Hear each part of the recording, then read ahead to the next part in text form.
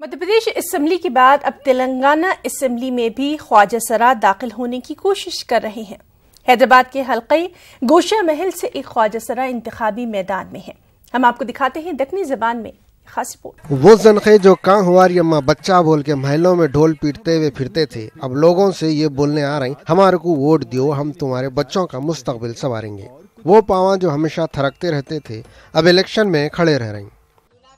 इसकी शुरुआत मध्य प्रदेश से हुई थी। मध्य प्रदेश में सबसे पहले शबनम मूसा नाम की एक कन्नर इलेक्शन जीती थी।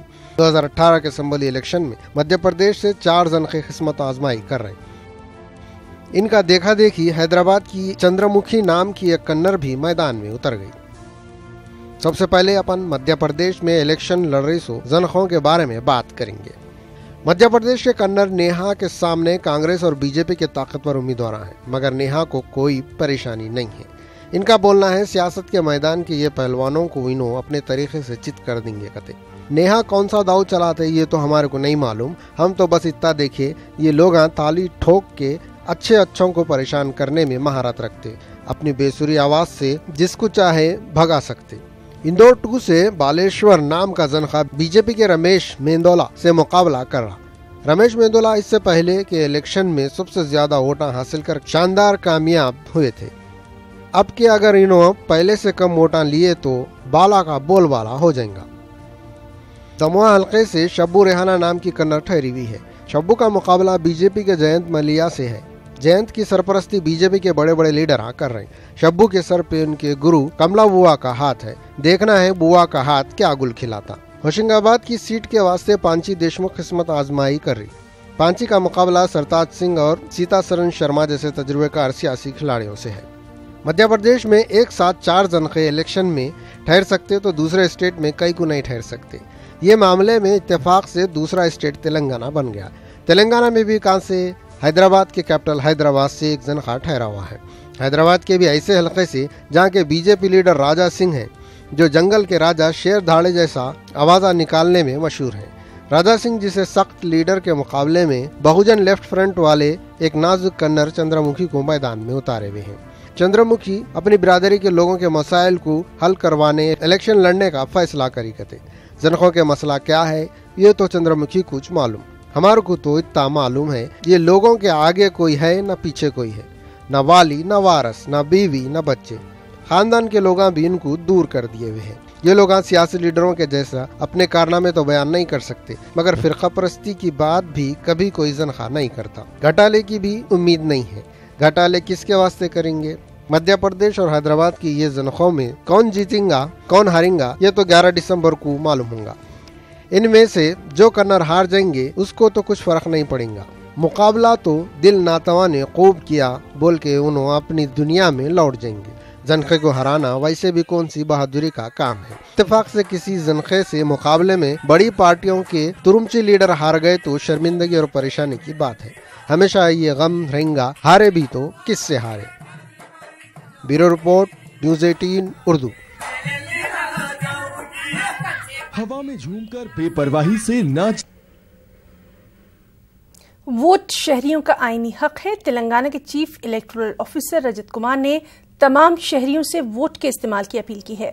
हैदराबाद के MGBS में हमारा वोट हमारा मुस्तकबिल फोटो एग्जीबिशन के इफ्तिताह के मौके पर उन्होंने ये बात कही। रजत कुमार ने कहा कि 100% वोटिंग के लिए हमारी कोशिश जारी है। उन्होंने शहरियों से भी हक राय दही से इस्तेफादे करने की अपील की। साथ ही कहा कि वोट हर शहरी का आईनी हक है और जिम्मेदारी भी।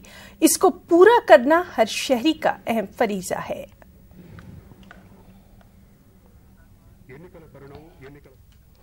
जैसे जैसे इंतखाबात का वक्त करीब आ रहा है वैसे वैसे तशहीरी मुहिम में भी शिद्दत लाई जा रही है। तमाम सियासी पार्टियों के लीडर्स इंतखाबी तशहीरी मुहिम के दौरान जलसे और रैलियां मुनक्किद कर रहे हैं और ऐसे हालात में इंतखाबी ओहदेदार भी हरकत में आ गए हैं। पेड न्यूज पर खास तवज्जो दी जा रही है। इंतखाबी ज़ाब्ते अखलाक की खिलाफ वर्जी करने वालों को नोटिस जारी किया जा रहा है। इसके अलावा बैंक के खातों पर खुसूसी नजर रखी गई है। इन तमाम चीजों पर नजर रखने के लिए रंगारेड्डी कलेक्ट्रेट में स्पेशल मॉनिटरिंग सेल भी कायम किया गया है।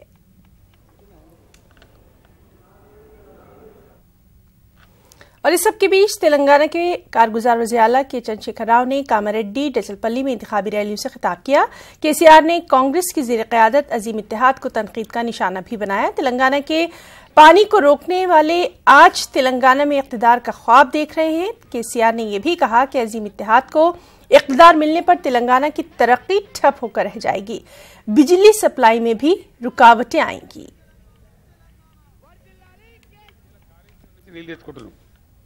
కామారెడ్డి ప్రాంతానికి తెలంగాణ మొత్తానికి అటు పాలమూరు కావచ్చు కాళేశ్వరం కావచ్చు అన్ని తెలంగాణ వ్యవసాయానికి నీళ్లు తీసుకునే ప్రతి ప్రాజెక్టు మీద చంద్రబాబు నాయుడు కేసేస్తాడు. మొత్తం 35 ఉత్తరాలు రాసిండు కేంద్రానికి, 50-60 కేసులు పెట్టిండ్రు. సుప్రీంకోర్టులో కూడా కేసులున్నాయి. చంద్రబాబు నాయుడును గంప గోవర్ధన్ను నన్ను కొట్టడానికి కాంగ్రెస్ దగబడతలేరట, షబ్బీరాలకు చేతనైతలేదట. ఆంధ్రాకు పోయి చంద్రబాబు నాయుడు దొలకొచ్చుకున్నారు సోపతికి. ఒక్కటే మాట, మీరు కామారెడ్డి చాలా చైతన్యవంతమైన ఏరియా, మీరందరూ నాకు మాట చెప్పాలి. ఇవాళ ఇన్నేళ్ళు కొట్లాడి ఇంతమంది చచ్చిపోయి చివరికి నేను సావ తయారై ఎన్ని ఉద్యమాలు చేసి తెచ్చుకున్నాం తెలంగాణ. ఈ తెచ్చుకున్న తెలంగాణ మీద ఉన్నంతలో మనం కడుపు నిండి అందరిని కాపాడుకొని అందరిని జవరించుకొని ఒక పూల పొదరిలాగా అల్లుకుంటున్నాం తెలంగాణ. ఒకటి చేసుకుంటున్నాం. కరెంటు బాధ పోయింది, మంచినీళ్ళ బాధ పోతుంది, ఇండ్లు కట్టుకుంటున్నాం, డబుల్ బెడ్రూమ్ ఇల్లు ఇంకా కట్టుకోవడం, ఇంకా పెంచుతాం. పేదరికం కోసం ఆదుకుంటున్నాం, రైతులను ఆదుకుంటున్నాం. ప్రపంచంలోనే ఎక్కడ లేనటువంటి రైతు బంధు ఎక్కడ ఉందా? మొత్తం ప్రపంచంలో ఇండియాలో ఉందా? నీటి తీరువా రద్దు చేసినాం, రైతుల వ్యవసాయ ట్రాక్టర్ల మీద ట్యాక్స్ రద్దు చేసినాం, కేంద్రంతో కొట్లాడుతున్నాం. गजवेल असेंबली हल्के के अजीम इत्तेहाद के कांग्रेस उम्मीदवार प्रताप रेड्डी की मुश्किलात हैं कि दिन ब दिन बढ़ती जा रही हैं। गजवेल कारगुजार वज़ीर-ए-आला के चंद्रशेखर राव का असेंबली हल्का है। प्रताप रेड्डी का कहना है कि उन्हें गजवेल में तशहीद करने से रोका जा रहा है, उनके हामियों को परेशान किया जा रहा है, उनके फोन की टैपिंग की जा रही है, यानी उनके फोन टैप किए जा रहे हैं। इन तमाम मसाइल को लेकर उन्होंने गजवेल रिटर्निंग दफ्तर पर धरना दिया और भूख हड़ताल का आगाज किया, जिसे मकामी पुलिस ने नाकाम कर दिया। उन्हें सिकंदराबाद के यशोदा अस्पताल मुंतकिल किया गया। अस्पताल से डिस्चार्ज होने के बाद उन्होंने पुलिस और रिटर्निंग ओहदेदारों पर टीआरएस की हिमायत का इल्जाम लगाया।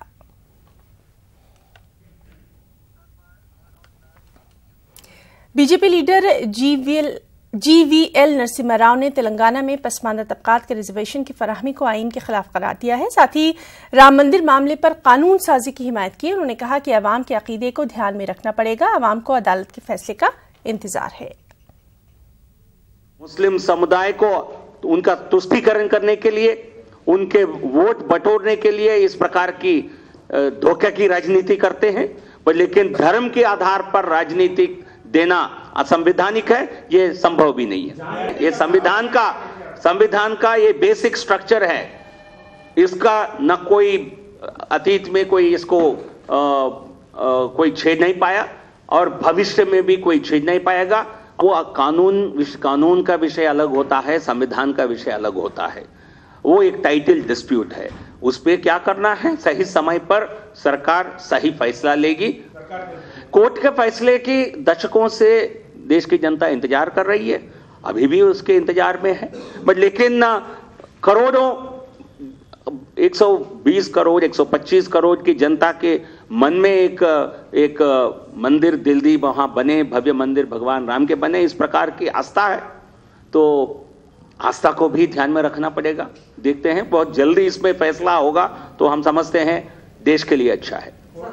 BJP leader GVL Narasimha Rao ने अकबरुद्दीन अवैसी की उस रिमार्क की मजम्मत की है जिसमें अकबर अवैसी ने कहा था कि तेलंगाना में कोई भी हुकूमत हो, एमआईएम का कहना मानती है। उन्होंने टीआरएस, एमआईएम और अजीम इत्तेहाद में शामिल पार्टियों को तनकीद का निशाना बनाया और ग्रैंड अलायंस को भी ग्रैंड ड्रामा करार दे दिया। टीआरएस रुकन पार्लियामेंट जितेंद्र रेड्डी ने विशेश्वर रेड्डी की जानिब से टीआरएस क़यादत पर लगाए गए इल्जामात को मुस्तरद कर दिया। उन्होंने कहा कि विशेश्वर रेड्डी अपने रियल एस्टेट मामले पर पार्टी को छोड़ रखा है।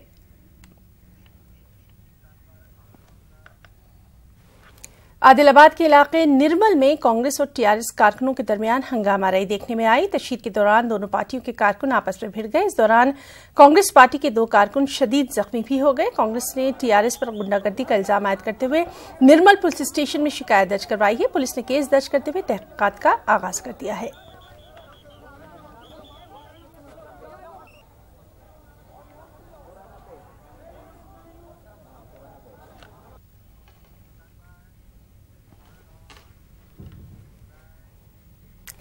सीपीआई लीडर के नारायणा ने कहा कि तेलंगाना में कांग्रेस ज़ेर क़यादत अजीम इत्तेहाद की कामयाबी यकीनी है। 11 दिसंबर के बाद केसीआर फार्म हाउस में आराम करेंगे। उन्होंने 5 रियासतों के इंतखाबात को 2019 के रुझानात भी करार दे दिया।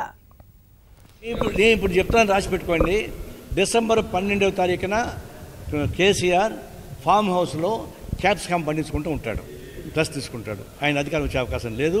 కూటమి బాగా బలం పెరిగింది. అటు కాంగ్రెస్, టీడీపీ, సిపిఐ, కోదండరాం కలిసి ఉద్యమం సాగిస్తున్నాం. 10% జయప్రదం అవుతాం. 5 రాష్ట్రాలలో రాజస్థాన్ బీజేపీ ఓడిపోతుంది. మధ్యప్రదేశ్ కొంచెం పికప్ అయింది, మళ్ళీ కొద్దిగా ప్లస్ పాయింట్లో ఉంది. ఛత్తీస్గఢ్ 50-50 ఛాన్సెస్లో ఉంది. తర్వాత తెలంగాణ వాళ్ళ సపోర్టర్ పార్టీ ఓడిపోతుంది. కాబట్టి రేపు జరగబోయే మధ్యంతర ఎన్నికల్లో బీజేపీకి చేదు అనుభవం వచ్చి మాట ఉంది. అది pre trial of the 2019 election. Karimnagar में जमात इस्लामी हिंद की जानिब से टीआरएस की तायद में मुनक़दा प्रेस कॉन्फ्रेंस हंगामे की नजर हो गई। जमात इस्लामी हिंद ने रियासत भर में टीआरएस और उसकी हलीफ जमात एमआईएम की तायद का ऐलान किया है, जबकि कामारेड्डी में कांग्रेस की तायद का ऐलान किया है। बीएलएफ उम्मीदवार वसीम अहमद ने उनकी पार्टी की हिमायत न करने पर जमात इस्लामी हिंद के जिम्मेदारों पर बरहमी का इजहार किया। इस दौरान बीएलएफ और जमात इस्लामी हिंद के कारकुनों के दरमियान बहस तकरार भी देखी गई।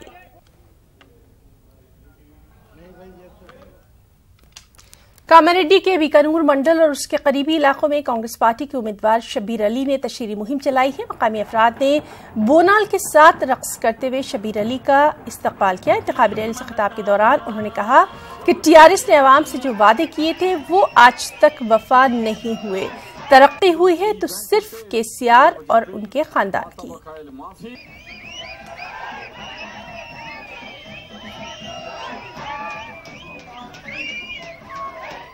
हल्का असेंबली नामपल्ली के कांग्रेस उम्मीदवार ने कहा कि इलाके में बुनियादी सहूलियात का फुकतान है। उन्होंने नामपल्ली से मुंतखब होने पर हल्का असेंबली को करप्शन से पाक बनाने का ऐलान किया। वाज़ेह है कि कांग्रेस उम्मीदवार का मुकाबला एमआईएम के उम्मीदवार जाफर हुसैन मेरात से है।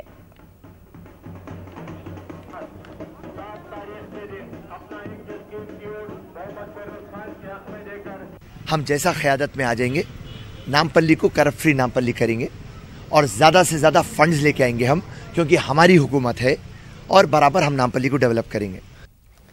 तेलंगाना सीपीआई सेक्रेटरी चाडा वेंकट रेड्डी ने टीआरएस के 4.5 साल दौरे इक़्तिदार को नाकाम करार दिया। उन्होंने मीट द प्रेस प्रोग्राम के दौरान कहा कि टीआरएस हुकूमत ने जमहूरियत का गला घोट दिया, अवाम की आवाज को दबाया, बेरोजगारी में इजाफा हुआ, खानदानी सियासत को फरोग दिया गया, करप्शन का बोलबाला रहा। उन्होंने कहा कि टीआरएस को इक़्तिदार से बेदखल करने के लिए सीपीआई ने अजीम इत्तेहाद में शामिल होने का फैसला किया है। Telangana minorities residential educational institution society का स्पोर्ट्स मीट गचिबावली जीएमसी स्टेडियम में मुनक्किद किया गया। इस प्रोग्राम में तेलंगाना स्पोर्ट्स अथॉरिटी के डायरेक्टर दिनाकर बाबू ने शिरकत की। स्पोर्ट्स मीट में अजला के तमाम स्कूलों के तलबा ने भी शिरकत की।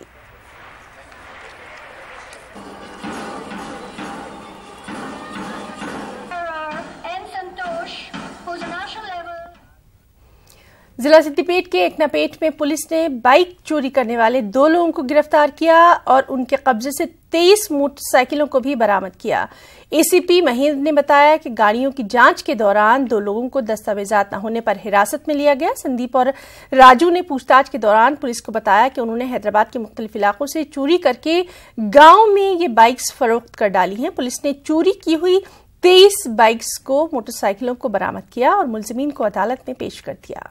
आंध्र प्रदेश के वज़ीर-ए-आला एन चंद्रबाबू नायडू ने गुंटूर में गोदावरी और पिना नदी के इंटरलिंक के पहले मरहले के तामीरी कामों का संग बुनियाद रखा। इस मौके पर 60,020 करोड़ रुपए का तखमीने लगाने का इम्कान है। इस प्रोजेक्ट के जरिए 9.6 लाख एकड़ अराजी को भी सैराब किया जाएगा। అడుగడుగునా అడ్డం పడ్డారు. నేను ఒకటే చెప్పాను, నేను అడ్డుపడితే భయపడే వ్యక్తిని కాదు. అవసరమైతే ముందుకు పోవడం తప్ప వెనక్కి తిరిగి చూసే మనస్తత్వం నా జీవితంలో ఎప్పుడూ లేదు. అందుకనే ఈరోజు ఈ కార్యక్రమాలు చేయగలిగాను. రైతులు వచ్చి ఉదారంగా భూమి ఇచ్చిన తర్వాత మనకు కూడా రైతులకు ల్యాండ్ పూలింగ్ కింద మళ్ళా లేఅవుట్లు వేసి ఇచ్చాం. కొంత వాణిజ్యం కోసం కమర్షియల్ కాంప్లెక్స్ కోసం ఇచ్చాం, ఇండ్ల కోసం ఇచ్చాం. ఈ రెండు చేసిన తర్వాత రేపు రాబోయే రోజుల్లో ప్రపంచంలోని అత్యున్నతమైన నగరాల్లో, బ్రహ్మాండమైన నగరాల్లో మన అమరావతి 5 నగరాల్లో ఒక నగరం ఉంటుంది. ప్రపంచమంతా కూడా ఆసక్తిగా ఇక్కడికి వచ్చే పరిస్థితి వస్తుంది. దీనివల్ల ఉపాధి అవకాశాలు పెరుగుతాయి. ఈ ప్రభుత్వం పూర్తిగా అండగా ఉంటాం. కడాన నేను అనుకున్న ఈ పనులన్నీ పూర్తయితే మీకు ఎలాంటి ఇబ్బంది లేకుండా పంటలు పండించుకోవడమే కాదు, ఎలాంటి పంటలు పండించుకుంటే అధిక ఆదాయం వస్తుందో దానికి ఎప్పటికప్పుడు మీకు గైడెన్స్ ఇస్తామని చెప్పి కూడా నేను మీకు తెలియజేస్తున్నా. 26 नवंबर हर साल मुल्क भर में यौम आइन के तौर पर मनाया जाता है. आज ही के दिन यानी 26 नवंबर 1949 को इसे मंजूरी दी गई थी. 26 जनवरी 1950 से इस पर अमलावरी शुरू हो गई थी. मुल्क के बाशिंदों में आइन से मुतालिक शऊर बेदार करने के लिए हर साल 26 नवंबर को यौम आइन के तौर पर मनाया जाता रहा है. हिंदुस्तान का आइन दुनिया का सबसे तवील आइन है. आइन में तमाम अहले वतन को समाजी, मजहबी, इक़्तिसादी और सियासी हुकूक और इंसाफ फराहम करने की जमानत दी गई है. पीएम नरेंद्र मोदी ने मुंबई में 11 अक्टूबर 2015 को अम्बेडकर मेमोरियल की संग बुनियाद तकरीब में पहली मर्तबा हर साल 26 नवंबर को यौम आइन के तौर पर मनाने का ऐलान किया था. इससे पहले 26 नवंबर को यौम कानून के तौर पर मनाया जाता था.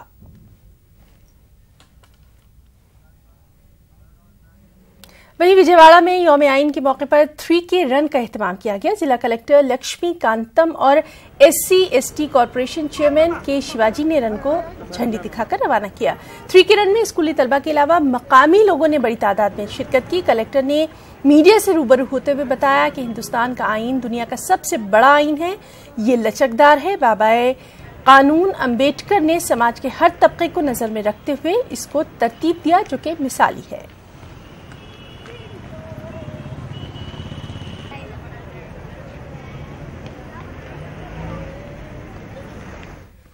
कर्नूल के अक़लियती उर्दू जूनियर कॉलेज में यौम कौमी आइन का इनेकाद अमल में लाया गया. इस मौके पर मेहमान खुसूसी की हैसियत से डाइट कॉलेज के प्रोफेसर नूर अहमद ने शिरकत की. नूर अहमद ने बताया कि मुल्क के आइन से हमें जात पात और दीगर चीजों से महफूज रखा है. मुल्क के आइन में तमाम मज़ाहिब के मानने वालों को मुत्तहिद रखा है. उन्होंने आइन का एहतराम करने और आइन की खिलाफ वर्जी करने पर आवाज उठाने पर जोर दिया. Today we in junior college, government junior college, Karnool, invited me to speak few words on this occasion. Today Constitution have been approved by the government of India, and this Constitution came into force on January 26, 1950. Constitution preamble says that India is a sovereign, socialist, secular, democratic republic. So here India Constitution is the lengthiest constitution in the world, and constitution gives the rights to speak, to live and to enjoy whatever the constitution gives. The students has to follow the constitution. Not only the students, the citizens of India should follow. Social democratic party of India शाख कर्नूल में यौम आइन का इनेकाद किया गया. इस मौके पर SDPI के सदर अब्दुल्ला खान ने बताया कि यौम आइन का इनेकाद मुल्क के बाशिंदों के लिए काबिल फख्र है. उन्होंने तमाम मुल्क के बाशिंदों को यौम आइन की दिली मुबारकबाद पेश की. आलम में हिंदुस्तान का कॉन्स्टिट्यूशन द बेस्ट कॉन्स्टिट्यूशन माना जाता है. चंद फैसिस्ट सियासी हुक्मरान इस बेहतरीन कॉन्स्टिट्यूशन को बदलने की या इसके खिलाफ काम करने की एक कोशिश कर रहे हैं. हम SDPI की जानिब से सारे हिंदुस्तानियों को ये रिक्वेस्ट करते हैं कि हिंदुस्तान के कॉन्स्टिट्यूशन को और हिंदुस्तान को सेकुलर कंट्री बरकरार रखने के लिए हम सभी हिंदुस्तानियों को मजहब की बुनियाद को हटाकर सामने आकर हिंदुस्तान को कॉन्स्टिट्यूशन और हिंदुस्तान को सेकुलर कंट्री बरकरार रखने के लिए आगे बढ़ने की जरूरत है. सीपीआई लीडर के नारायणा ने मुल्क के हालात पर तशवीश का इजहार किया है। उन्होंने मरकजी हुकूमत पर जमहूरी इदारों की आज़ादी को खत्म करने की कोशिश का इल्जाम लगाया। नारायणा ने मोदी हुकूमत को बदउनवानी में मुलविस होने का भी इल्जाम लगाया। साथ ही उन्होंने पीएम मोदी से सवाल किया कि सुप्रीम कोर्ट के फैसलों का एहतराम करना चाहिए या नहीं। सीपीआई लीडर ने सुप्रीम कोर्ट के फैसलों का एहतराम नहीं करने वालों को मुल्क का गद्दार भी करार दे दिया। बाबरी मस्जिद राम मंदिर मामले की अदालत में समाअत के दौरान ऑर्डिनेंस लाने की मांग पर तशवीश का इजहार किया। अदालत के खिलाफ बयानबाजी करने वालों को गिरफ्तार करने की भी उन्होंने मांग की। 5 అంగాలు చాలా ప్రాముఖ్యం. President of India, election commission of India, reserve bank of India, CBI, నీతి ఆయోగ్, ఈ 5 చాలా పవిత్రమైనటువంటి స్వతంత్ర సంస్థలు. ఏ ప్రభుత్వం వచ్చినా దానిపై పెత్తనం చేయడానికి వీల్లేదు. కానీ ఇప్పుడు ఈయన వచ్చిన తర్వాత ప్రెసిడెంట్ ఆఫ్ ఇండియా మీద ఒత్తిడి చేసి సంతకాలు పెట్టించే స్థాయికి వచ్చాడు. ఎన్నికల కమిషన్ వాళ్ళు అనుకున్న పద్ధతిలోనే షెడ్యూల్ ప్రకటించేటువంటి స్థాయికి దాన్ని కుదించేశారు. ఈ ఆర్బీఐ అయితే ఇంకా వాళ్ళకి అనుకూలంగా డబ్బులు ఇవ్వాలి, మీరు డబ్బులు మొత్తం ఇవ్వండి, మీకున్న 9 లక్షల కోట్ల రూపాయలు 3 లక్షల కోట్ల రూపాయలు మాకు ఇచ్చేయండి, మేము మళ్ళీ ఉదారంగా పంచాలా. ఇప్పుడు 10 లక్షల కోట్ల రూపాయలు ఎగ్గొట్టిపోయిన మహానుభావులు ఉన్నారు. నీరవ్ మోడీ లాంటి వాళ్ళు, విజయమాలి లాంటి వాళ్ళు ఎంత ఉన్నారు. ఇక్కడ అదాని లాంటి వాళ్ళు డబ్బులు కట్టాల్సి ఉంది. ఎప్పుడైనా ఊహించారా? CBI versus CBI. సిబిఐ కార్యాలయాన్ని అర్ధరాత్రి పూట సిబిఐ ఆక్యుపై చేసుకొని పోలీస్ డిపార్ట్మెంట్ పెట్టుకొని ఎంత తనిఖీ చేయడం మొదలుపెట్టింది. ఎందుకంటే మీకు అవమానచర్య ఉంది. సుప్రీంకోర్టు దాని మీద విచారణ జరుగుతూ ఉంది. ఎక్కడ కేరళలో కెలామిటీ జరిగినా, ఆంధ్రాలో కెలామిటీ జరిగినా, ఎక్కడ కెలామిటీ జరిగినా వాళ్ళు డబ్బులు ఇవ్వరు. ఆయన మహారాష్ట్రకు, బీహార్కు డబ్బులు కేటాయిస్తుంటారు. అంటే ఏంటి? ముఖ్యమంత్రి ప్రధానమంత్రి ఎవరు చెప్తే వాళ్ళకి చేస్తూ ఉంటారు. అందువల్ల ఈ ప్రధాన రంగాలు మొత్తం ధ్వంసం అయిపోతూ ఉన్నాయి. ఇది ఒక చాలా ప్రమాదమైన స్థాయికి వచ్చింది. అంతర్జాతీయ స్థాయిలో దిగజాడడానికి ఉపయోగపడే పరిపాలన మోడీ చేస్తూ ఉన్నాడు. అలాంటి అవినీతి కుంభకోణాలు కూలిపోయిన వ్యక్తి చివరికి సుప్రీంకోర్టు దేశించి తిరస్కరిస్తున్నారు. వాళ్ళు శబరిమలలో ఇచ్చిన తీర్పుని వ్యతిరేకిస్తూ ఉన్నారు. అంటే సుప్రీంకోర్టు మీరు వ్యతిరేకిస్తారా? నేను స్ట్రైట్గా అడుగుతున్నాను మోడీని కానీ ఎవరిని కానీ, మీరు సుప్రీంకోర్టు తీర్పుని వ్యతిరేకిస్తున్నారా? సమర్థిస్తారా చెప్పండి. సుప్రీంకోర్టు వ్యతిరేకించే వాళ్ళు దేశద్రోహులు అవుతారా కాదు చెప్పండి. ఇప్పుడు బాబరీ మసీద్ ఇష్యూ కూడా జనవరిలో పోస్టింగ్ వేస్తే ఇప్పుడు ఆర్డినెన్స్ ద్వారా దాన్ని కట్టమని చెప్పి డిమాండ్ చేస్తున్నారు ఆర్ఎస్ వాళ్ళు. దానిపై మీరు ఏం చేసుకుంటారు? కోర్టు ధిక్కారణ మీద వాళ్ళని అరెస్ట్ చేయాలని లేదా? కాబట్టి ఇట్లాంటి ప్రజా వ్యతిరేక పాలన సాగించేటువంటి పద్ధతిలో ఉన్నారు. ప్రత్యర్థులపైన దాడులు, రాజకీయంగా అనుకూలంగా ఉండేవాళ్ళు ఎంత అవినీతి అయినా వాళ్ళ జోలికి పోరు. వ్యతిరేకించి వాళ్ళ మీద దాడులు చేస్తున్నారు. బీజేపీకి వ్యతిరేకంగా ఉండేవాళ్ళపైన దాడులు, బీజేపీకి అనుకూలంగా ఉండేవాళ్ళపైన అందరూ ఎక్కించేటువంటి ప్రజలు. అంటే బీజేపీ సపోర్ట్ చేసేవాళ్ళు అంత గంగగోవులు, మిగతా రాక్షసులు. అంటే పక్షపాత వైఖరి అనేది పరాకాష్ట. करनूल के धरना चौक पर आबपाशी के लिए पानी की सरबराही के मसले को लेकर किसान तंजीम ने 1 रोजा जंजीरी भूख हड़ताल की है। किसानों ने हुकूमत से हंगरी नदी से 25 टीएमसी पानी इलाके रायलसीमा को सप्लाई करने की मांग की।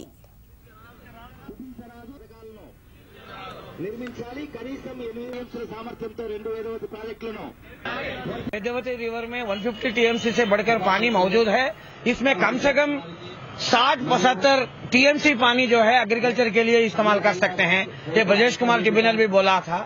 और इसमें 25 टीएमसी कर्नाटक और 15 टीएमसी आंध्र प्रदेश को वो डिस्ट्रीब्यूट करके चले गए थे। लेकिन इसके बावजूद भी 50 टीएम से बढ़कर पानी अभी भी इसमें बरकरार है और मौजूद है। हम अब रायलसीमा की तरफ से स्पेशली कर्नूल की जो सूखा हुआ डिस्ट्रिक्ट के इलाकों के तरफ से हम मांग कर रहे हैं कि ये वेदवती रिवर से कम 25 टीएमसी पानी जो है अलोकेट करना चाहिए। रियासत आंध्र प्रदेश में एसआई के ओहदे के लिए 1 लाख से ज्यादा दरख्वास्तें मौसूल हुई हैं। ओहदेदारों के मुताबिक एक नशिस्त के लिए 400 उम्मीदवार मैदान में हैं। चंद दिन कबल 334 एसआई की आसामियों के लिए एलामिया जारी किया गया था। इसके लिए जुमला 1,35,000 दरख्वास्तें मौसूल हुई थी। 18 दिसंबर को एसआई के लिए तहरीरी इम्तिहान है। 8 दिसंबर से उम्मीदवार अपने अपने हॉल टिकट डाउनलोड करके ले सकते हैं। करनूल शहर में 50 लाख रुपए की लागत का कम्युनिटी हॉल तामीर किया जा रहा है। नायब वज़ीर कृष्णमूर्ति ने इसका संग बुनियाद रखा है। इस मौके पर उनके साथ रुकने असेंबली करनूल मोहन रेड्डी, रुकने पार्लियामान बट्टा रेणुका और दीगर मौजूद थे। इस मौके पर टीजी वेंकटेश ने बताया कि करनूल को खूबसूरत बनाने के लिए मुख्तलिफ किस्म के प्रोग्राम हुकूमत की जानिब से तैयार किए जा रहे हैं। बच्चों, बूढ़ों और खवातीन के लिए मुख्तलिफ काम अंजाम देने का भी यहाँ उन्होंने ऐलान किया।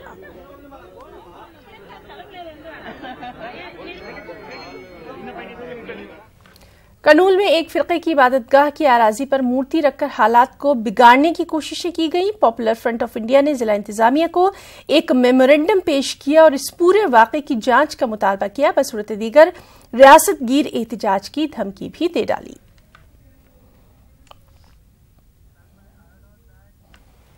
एक पेट्रोल हमले में शदीद जख्मी फाइनेंसर की आज दौरान इलाज मौत हो गई। वाज़ेह रहे कि 23 नवंबर को चंद लोगों ने फाइनेंसर पर पेट्रोल से हमला कर दिया था।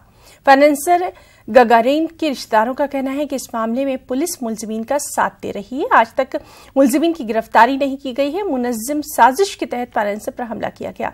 पुलिस का दावा है कि मुलजिमीन की गिरफ्तारी के लिए 4 खुसूसी टीमें तश्कील दी गई हैं। बहुत जल्द इनकी गिरफ्तारी कर ली जाएगी।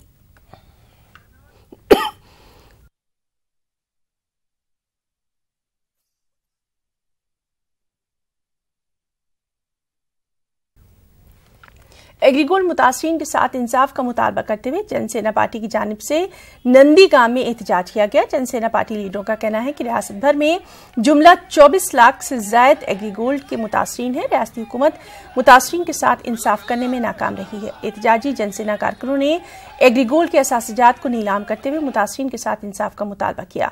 जनसेना पार्टी कारकुनों ने नंदीगाम तहसीलदार को याददाश्त पेश करते हुए इस मामले को जल्द हल करने की अपील की।